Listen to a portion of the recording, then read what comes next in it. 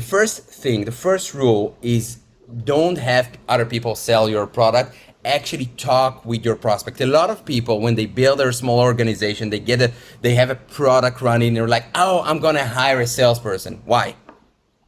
And they get, oh, I've got this advice that I should get someone to help. No, sell your own product.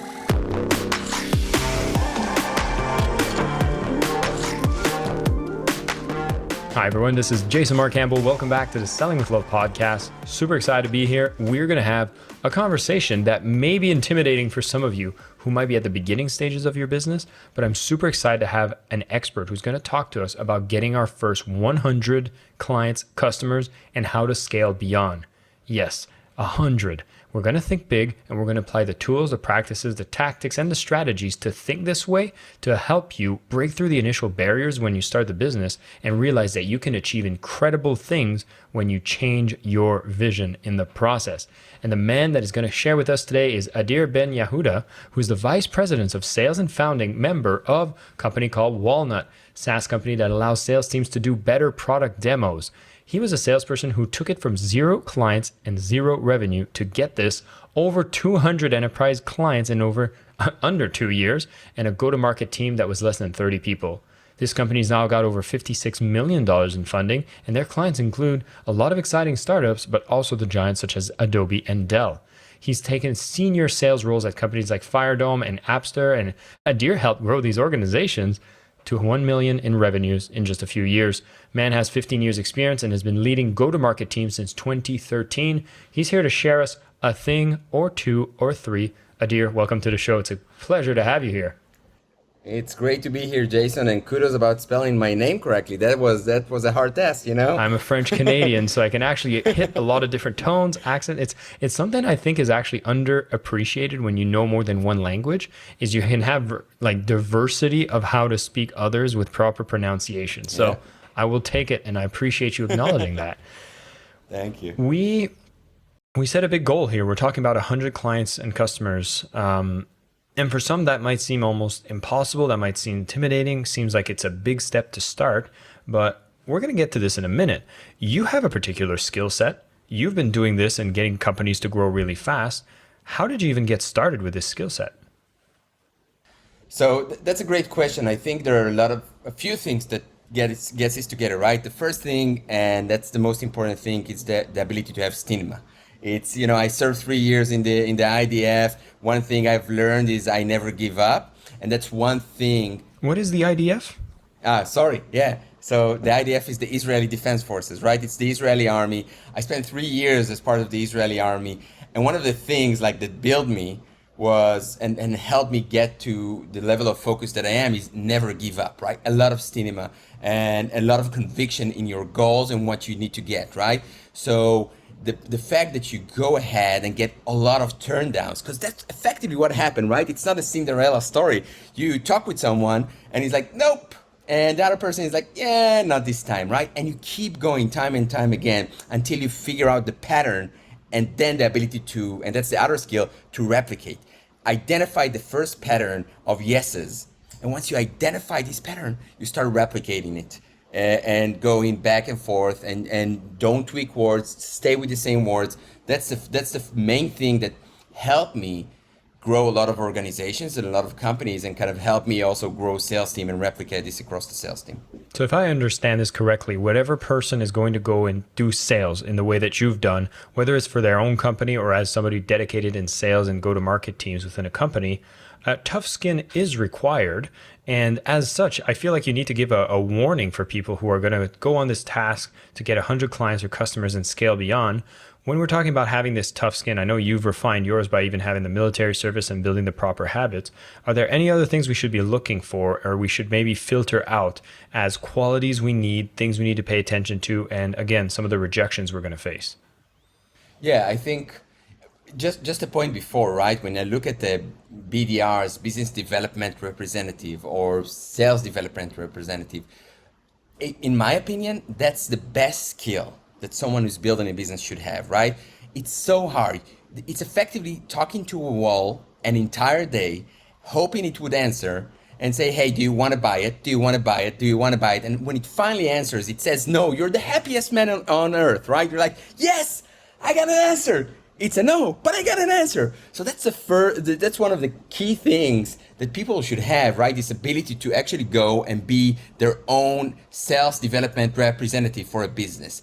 The other part is don't be stubborn. Please don't be stubborn. Be agile. Say something until you get the first yes or couple of yeses or 3 yeses. Be agile. Tweak words. Don't come with the conviction about your product. Don't come with the conviction about your sales strategy and like, oh no, that's what's gonna work. Be agile. Tweak little words. Tweak the pitch. Start the pitch from different places. And once you'll get to that point, then you'll have the ability to actually grow a little bit more. You know, I like this idea that you need to go out and be your own sales development representative, and you need to kind of get that repetition talking to that wall. I was even comparing, I was talking to some of my students, and I find it's very interesting for people that have gotten good grades throughout their life, like that have been A+ students. You're used to getting like 80, 90, 95% grades on the homework the reports and the presentation and the exams. And then you get into sales and it's like, hey, if you get a 10, 20%, you're golden. And that whole aspect is so mind-blowing for some people that are used to succeeding with a high percentage. Do you feel this is one of the reasons we have such a block around going out there and selling effectively? Yeah, 100%, right? I think, and it kind of ties down to the way you build a company, right? And the way you build your first client base, not even 100, the first few ones, right? You think everything is going to be perfect. And you go ahead and you build everything and you work it overnight and you say, this is it. And you call your spouse and he's like, here, this is the masterpiece. Everyone is going to like it, right? Everyone is going to love this. And then you go out to the market and people are like, okay. And then you're like, wait. I worked on this so many nights. I did my market research and I did all the right things. And, I've listened to all Jason's tips on all of his podcasts. And that's what I'm going to do right now. And I'm getting a meh and a no and a maybe and not now. And the expectation of getting a yes from the first moment the rubber meets the road is wrong, is faulty. The expectation, you can't be a perfectionist when it comes to sales, at least at the beginning when you build your go-to-market. Your go-to-market needs to be agile. It needs to deal with rejection. It needs to get this it needs to get this friction in order to get the scale, right? One of my favorite things that I love to tell my sales reps and the people on my team, friction creates heat. Friction is not a bad thing. When you get friction, when you get the no's, when you get like the rejection, you actually can grow and it creates more heat. And that's one of the greatest things I love about this occupation, right? And it ties down to the first thing I said, that's the stigma.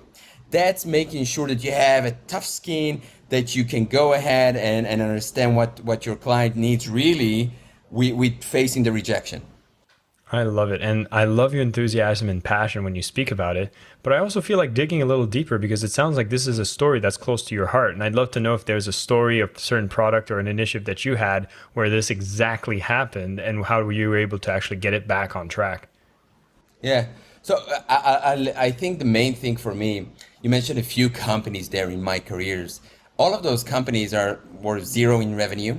They had an idea that might work, wouldn't work, right? And effectively, the challenge that I had, and it is very close to my heart, right? You can feel the scars, but the challenges that I had all the time is like, the CEO came in, he's like, yes, Adir, let's build this. I want to build a go-to-market. And then after the first week, he's like, why aren't we selling $1 million already? I'm like, well, many reasons, let me think about a few that will convince you. So this is it. And when I remember about a company, I won't disclose the name of this company, but the CEO came back time and time again and kept telling me, we're selling to the wrong people. That was the first thing. I'm like, well, what do you mean? That's our ICP. That's what we talked about. That's the solution. Okay. Yeah. So ICP. What is an ICP? I explain it not with the acronym, right? But the ICP is effectively the right clients, the right companies, and the right people you should sell within to a client. It will yield the highest conversion rate for you, right? So that's, I think, the best way to explain it. But I think at the end of the day, when I started building this organization, one of the things that I've realized, one of the things that I found is that I need to be more agile and have more stamina, right? I couldn't hear just a no and go to my CEO, and my CEO said, "You're selling to the wrong people. The product is great, but you shouldn't do that." And effectively what I've started doing is I've changed the product from my sales pitch, right?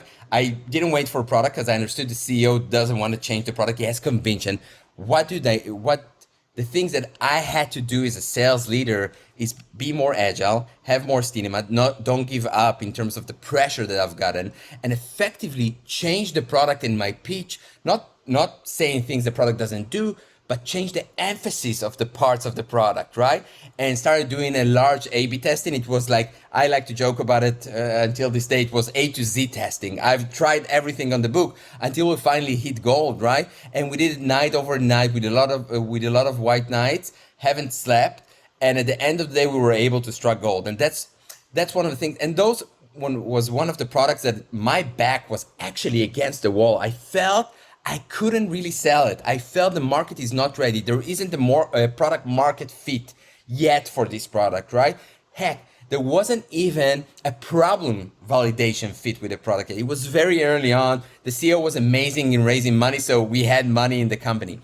And I think for everyone, when you see something, when you have a conviction about the product that you invented, you've manifested, one of the main things for you to understand is that the go-to-market approach is different. It's different from what you've manifested. The problem that you resolve might be the same problem, but the way you want to pitch it, the way you want to sell it should be different.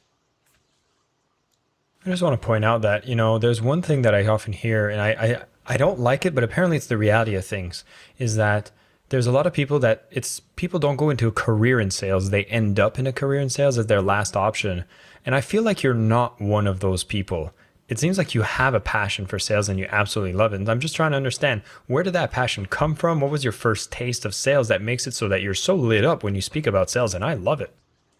Yeah. I think, first of all, why not? Getting a yes from another human being by using your own words and actually having them pay or move things, it couldn't get any better. I'm sorry, I don't know. It's like, think about it, right? Think about the power that you have. My wife, she's a therapist, and she's like, well, I'm talking with people a lot, and I'm making them do a lot of changes. I'm like, yes, but can you get her credit card? That's another question, right? That's even harder, right? So this is one of the things that I'm very passionate about. But I've started my career, right? I've built myself up in my career, and I started my career in a very basic role that was working for essentially the equivalent of Verizon or a cellular mobile company in Israel.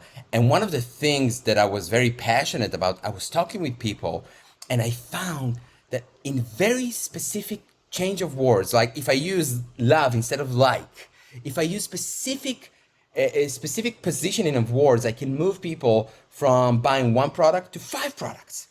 And I can move people from doing 1 actions to do 5 actions.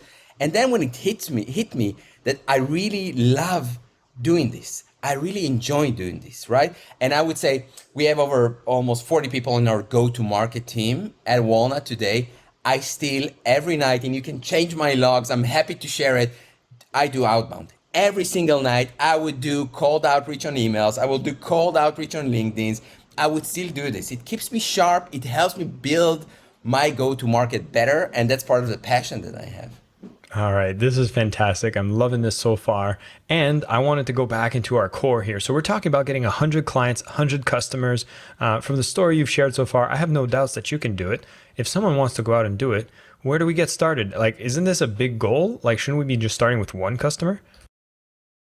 You should always start with 100. If you start with 1, you'll end up with 0.5, right? So that's just the funnel approach. Heck, I would say start with 1,000. So we'll make sure that we'll follow the funnel. But I think a lot of the things, there are many things and there are many ways to approach it. The first rule is don't have other people sell your product. Actually talk with your prospect. A lot of people, when they build their small organization, they have a product running. They're like, oh, I'm going to hire a salesperson. Why? Why? And they get, oh, I've got this advice that I should get someone to help. No, sell your own product. One of the things, I'm one of the founding members at Walnut. I've worked closely with our CEO, Yoav, every single day. Every sales call that I had, I gave him all the information. We learned together how the market performs, how the market reacts to different things. That's the first part. The second part is don't think about, I talk with a lot of entrepreneurs, I talk with a lot of go-to-market leaders, and one thing I keep hearing a lot is like, oh, we need to think about our unit economics. Oh, we need to think about, how the board is going to look at this. We need to think about our COGS. We need to think about our CAC, and all those great stuff. And I'm like, no one cares. It doesn't matter at this point. What you need to do right now is charge. You need to find hacks. And you need to make sure that even if your revenue or your profit from a specific deal is zero, all it matters is you have your clients and you get your client base, right? And one of the things we've done at Walnut, I'm more than happy to share it, is we find all kind of hacks. We realize we're a new industry. What Walnut is effectively doing is we help sales organizations essentially change the way they're demoing, right? It's a whole new perception. We come to sales leaders and we tell them, you see what you do here in your sales cycle? It's wrong. You can do it better with Walnut. It takes a lot of conviction to do it, and it takes a lot of steps from their end. So what we did, we realized it's very hard for them to make this leap of faith, even very early on in the beginning of the chasm, right? It takes them to do a lot of things. And we came in and we said, well, sign a yearly contract with us, be our client, but you'll have an opt-out after 3 months. No charge if you don't like the product, right? We got a client in for a yearly contract, they can opt out. That's the first thing we've done. We didn't want to go to a place of like, oh, let's charge you on a monthly basis, because monthly base has the same commitment as like opting out any other time. Let's get married for a year and figure out in the middle if it doesn't work out, right? That's one of the first hacks that we did, which helped us a lot growing the business. The other part we did is we didn't care. We didn't thought about our unit economics. We didn't care about, hey, is a specific user is going to worth more money in the future, because we didn't thought about the future until you don't have this amount of clients and you don't have everything ramped up. That's the other part that we did, and we started saying, oh, you want to buy this for $5,000? Cool. You want to buy this for $10,000? Also awesome. And we saw as we developed, and that's the brutal honesty, right? And as we developed the product more and we developed our skills and our positioning, we were able to get this annual contract value higher. You see, I didn't make the mistake of ACV. This annual contract value higher, and effectively kind of stabilize the business until we reach those first 100 clients. So that's from just the perspective side. Just be unbound, get all the red tapes out of the door, and make sure that you hustle to do those kind of things. Now, this sounds really fun and exciting. And I just wanted to hear from your perspective. When you talk about sales, a lot of times when you're looking at like online sales, and I know you're in the SaaS business, I believe it labels itself as a SaaS business. The world of marketing, the world of sales, do you see them together different? What would be your perspective on that, just so we can wrap our head around it? So I think that's one of the things that are very, very important. Yes, they are together. I think the experience that people are getting on before they actually talk with the salesperson should be like at the same experience that the seller gives them after when they start talk with them. It's critical.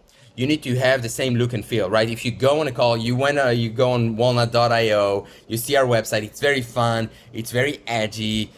When you go on a call with our SDR or with our account executive, you'll get the same experience. SDR, sales development representative, yes. When you go on a call with this person, you'll get the same experience. You'll get people that are not going to sit with you with a closed camera, closed microphone. They get people that will joke with you and have fun with you. So you get the same experience. That's the first part. I think the marketing side of things as well. Marketing, we fed a lot marketing at the beginning. When I talked with a prospect, we said, well, prospect don't like this. Let's change this on the website. Prospect don't like that. Let's do this. Let's put more emphasis on those kind of things. And we still do this as an organization, right? We understand the trends on the deals that we have closed won in order to feed the rest of the machine later.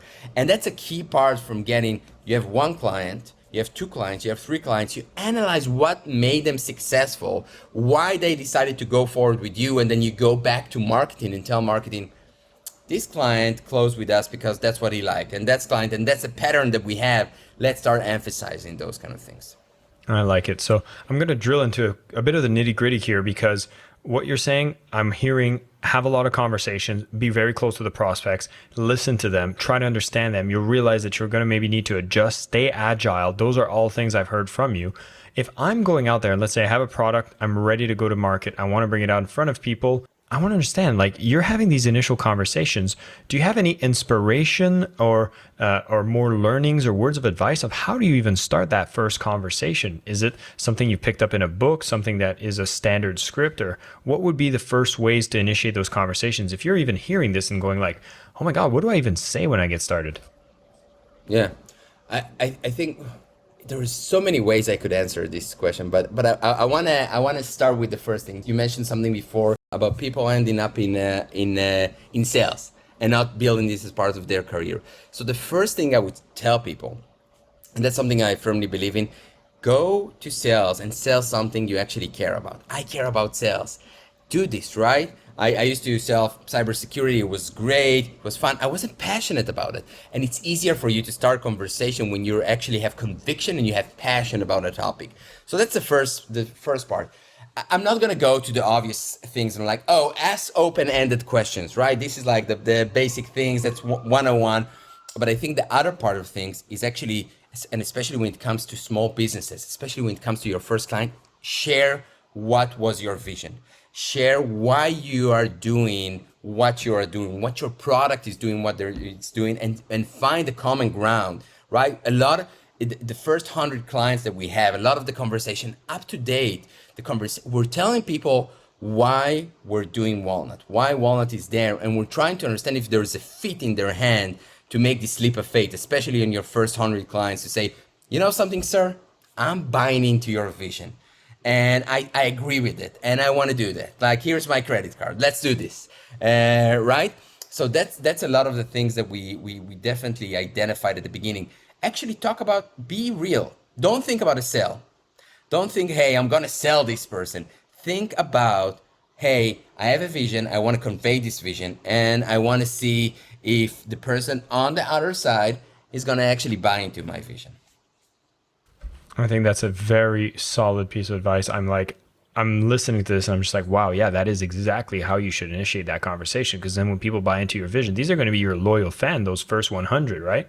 And I do want to kind of dig a bit more about what you said. It's almost like make the sale happen, take away any friction point, reverse the risk if necessary, but not necessarily give it out for free. Like, I think I picked that up in what you were saying. Yeah. So is like, and you were modifying the prices based on the client. So like, is there any kind of rule of thumb? It's like, we need to just make a $1 transaction. Like, what would be some of the frameworks? And I know this depends on industry, but what's your ethos around making those sales happen? Is it quote unquote, no matter what?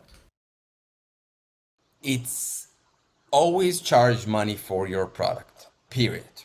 If someone tells you, I'll be a reference client, give it for free, tell him, no, thank you, you're not going to be a good reference client if you're not gonna pay for this, period. Okay, I want to make sure that's table stakes, right?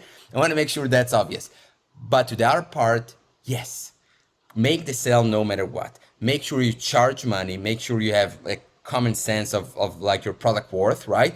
It should be agile, but it should be anywhere between a few thousand to a few tens of thousands. Again, depends on the industry. Don't do something like for a few $100.